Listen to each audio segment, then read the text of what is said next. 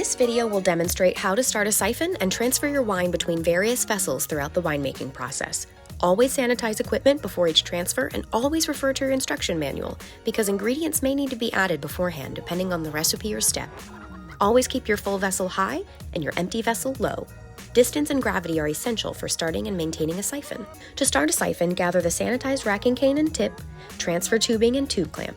You'll also need a bowl of fresh tap water. Install the tube clamp 8 to 10 inches from one end. Submerge the tubing in the bowl to completely fill with water, and then close the clamp shut while submerged.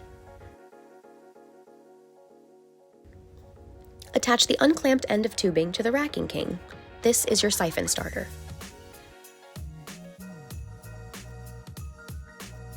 Insert the racking cane into the bucket of wine, careful not to submerge the tip into the layer of sediment at the bottom.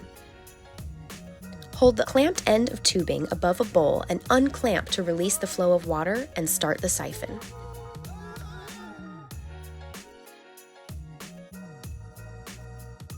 Once wine begins to flow freely from the tubing, close the clamp shut. And then insert the tubing into the carboy so that the tubing touches the bottom. This ensures that you fill the vessel from the bottom up, avoiding unwanted splashing and air bubbles. As your bucket empties, tilt it and hold the cane in place to keep it submerged in the wine so you don't lose suction.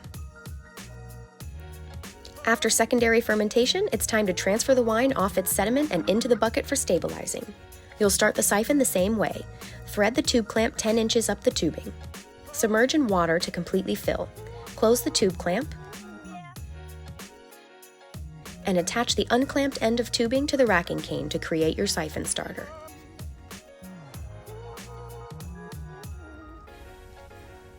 Place the racking cane into the carboy, trying not to submerge the tip in any sediment.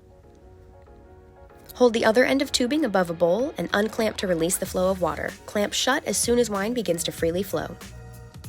Unclamp the tubing over your bucket to transfer the wine.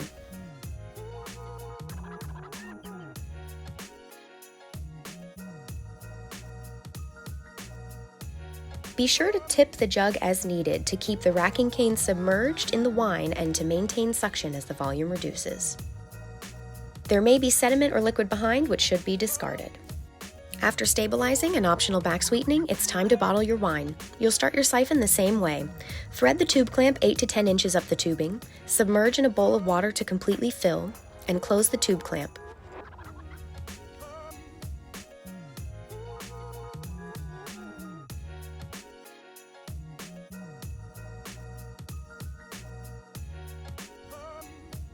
Attach the unclamped end of tubing to the racking cane to create your siphon starter.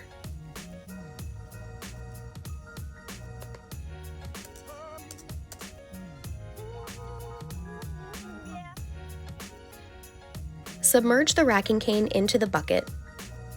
Hold the tubing over a bowl and unclamp to release the flow of water. Once wine begins to flow freely from the tubing, close the clamp.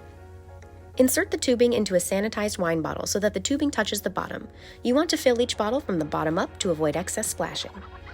Because the bucket has a wide opening, you may find it easier to rack with the lid installed or an extra set of hands to keep the cane submerged as the volume reduces.